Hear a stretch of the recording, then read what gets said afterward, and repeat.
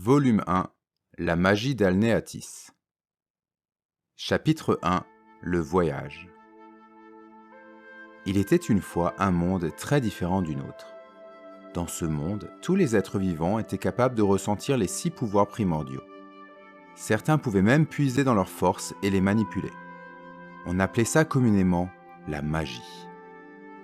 Cette magie existait sous de nombreuses formes et elle était aussi diverse que les peuples qui l'utilisaient, aussi distincte que chaque créature qui marchait, courait, rampait ou volait sur la surface de cette planète étrange. Dans ce monde, il y avait des animaux fantastiques et effrayants, et des gens dotés de pouvoirs majestueux et incroyables.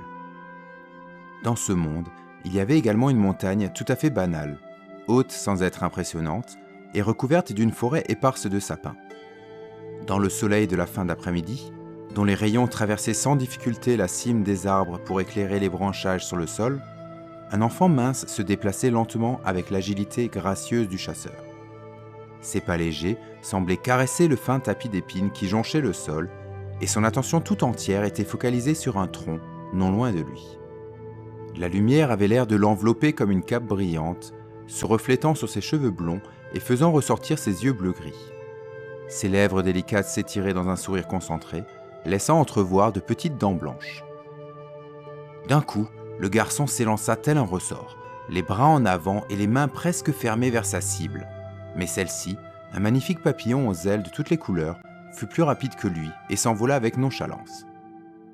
Il volta alors tranquillement, de ci, de là, comme pour le narguer, avant de finalement disparaître derrière un arbre. L'enfant, au lieu de se fâcher, sourit de plus belle.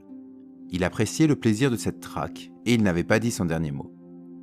Tandis qu'il observait l'animal s'éloigner, ses yeux prirent soudain un reflet doré, semblable à ceux d'un chat sauvage. Instantanément, le monde tel qu'il le percevait se transforma, et dans son regard, il devint plus étrange. Chaque chose qu'il voyait paraissait dégager une couleur, une aura plus ou moins forte. Le papillon, par exemple, brillait particulièrement fort et se détachait du reste de la forêt.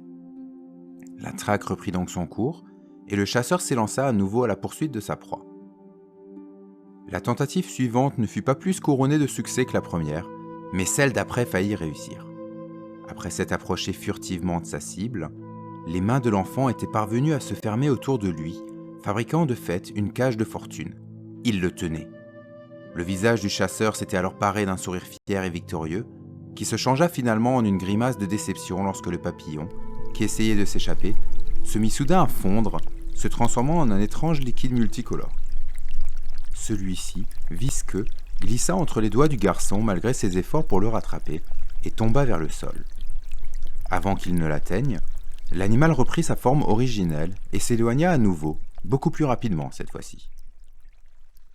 Alors que l'enfant allait se lancer à sa poursuite une fois de plus, il entendit au loin le bruit d'une corne de brume.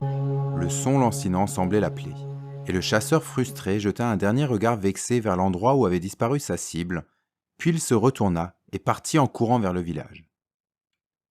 Quand il quitta la forêt, la vue du hameau où il avait grandi s'offrit à lui. Il n'y avait pas grand-chose ici, quelques maisons éparpillées à flanc de montagne, principalement des demeures de bergers et de fermiers. Peu de gens vivaient dans la petite communauté, et moins encore y passaient tout au long de l'année. La bourgade la plus proche était à une demi-journée de voyage, la capitale à presque une semaine. L'enfant, qui s'appelait Elénaël, habitait seul avec son grand-père, Alric, qui l'apercevait au loin en train de couper du bois.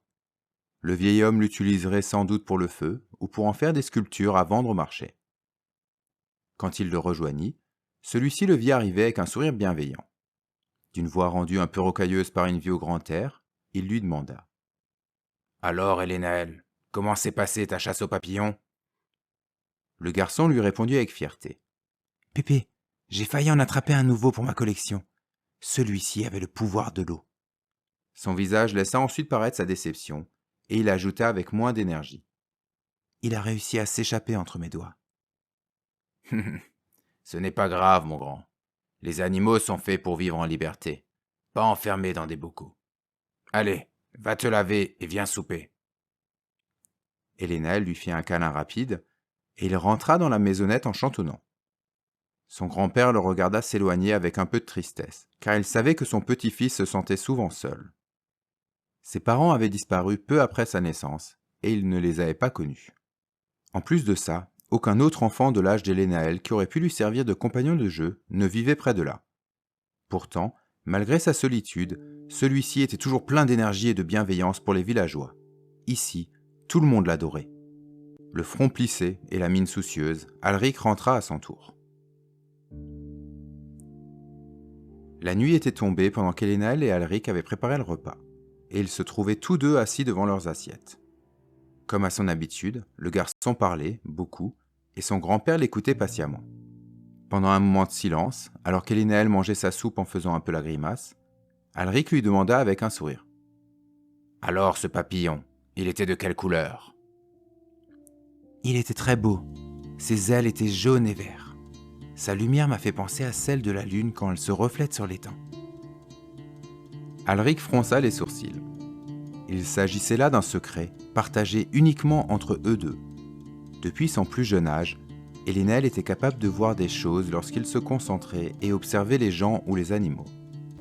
Même dans ce monde rempli de magie, Alric ne connaissait personne qui pouvait distinguer l'aura des êtres vivants.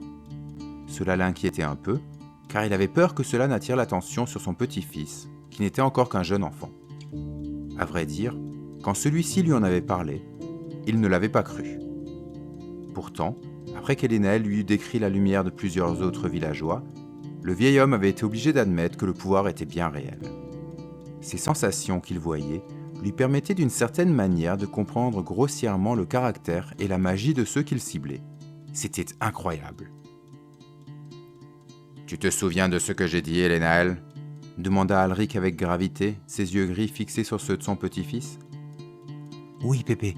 Je ne dois parler de mon don à personne et je ne dois pas en faire usage, sauf en cas de danger. » Le garçon paraissait trouver la situation injuste et il avait raison d'une certaine manière. Il était obligé de cacher quelque chose qui le rendait unique, de réprimer une particularité dont il aurait dû être fier. « Je te l'ai expliqué. Pour les humains, c'est le rituel de la détection qui te permet d'utiliser la magie. Toi, tu ne l'as pas encore passé. Donc ton pouvoir fait de toi un irrégulier. Et certains n'aiment pas ce qui sort de l'ordinaire. Ne t'inquiète pas, tu vas avoir 9 ans. Tu pourras bientôt arrêter de le cacher. » Elenaël hocha la tête avec énergie, excité et impatient. La magie dans ce monde était une chose étrange. Certains animaux, comme le papillon, l'éveillaient naturellement et il était aussi facile pour eux de la manipuler que de respirer. Les hommes, eux, avaient besoin d'aide pour y accéder. Dans le pays d'Elenaël, lorsqu'un enfant avait environ 9 ans, il participait à une cérémonie appelée la détection. Celle-ci permettait de réveiller le pouvoir qui dormait en lui et de savoir s'il pourrait l'utiliser et avec quelle puissance. Pour les chanceux qui avaient le don, un second rituel était ensuite mené pour découvrir le pouvoir primaire et l'affinité du futur magicien. Cette partie était unique à chacun et beaucoup disaient que c'était le reflet de l'âme. Par exemple, quelqu'un qui maniait l'eau était souvent une personne douce et attentionnée, même si ce n'était pas toujours vrai. Il était possible de développer et de transformer ce don par la suite. L'élément avec lequel le magicien était connecté pouvait faire partie des primordiaux, tels le feu, l'air, l'eau, la terre, la lumière ou les ténèbres, ou alors secondaires. Ceux-ci étaient plus rares et pouvaient prendre de nombreuses formes comme la foudre, le cristal, la glace.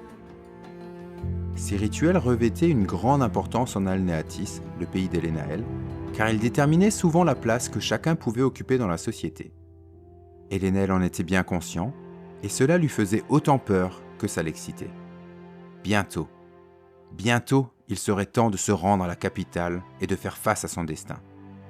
Pour le petit garçon, c'était le début de son aventure, le premier pas de son voyage dans ce monde mystérieux et envoûtant.